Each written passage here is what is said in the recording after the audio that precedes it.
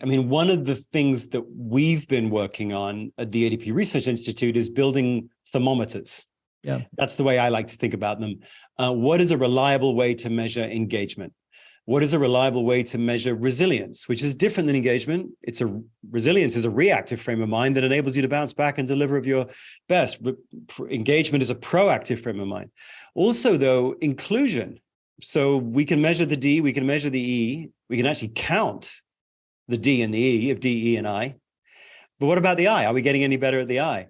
Neela Richardson, my co-head, who's a macroeconomist, she's an African-American woman, and she asked me about 2.5 years ago whether or not we were getting better at the I. And is it better to be better at the D and the E and the I doesn't matter, or is it the other way around, where so long as people feel included, it sort of doesn't matter how much you count the D and the E?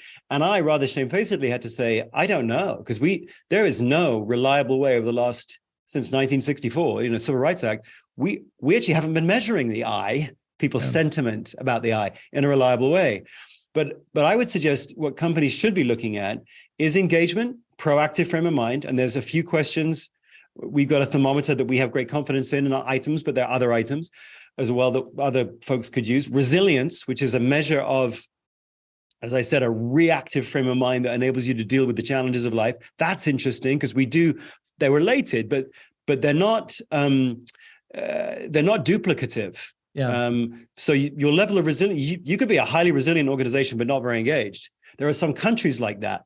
Israel, super engaged, not very resilient. China, super resilient, not very engaged. So it's interesting in terms of those two, proactive frame of mind, reactive.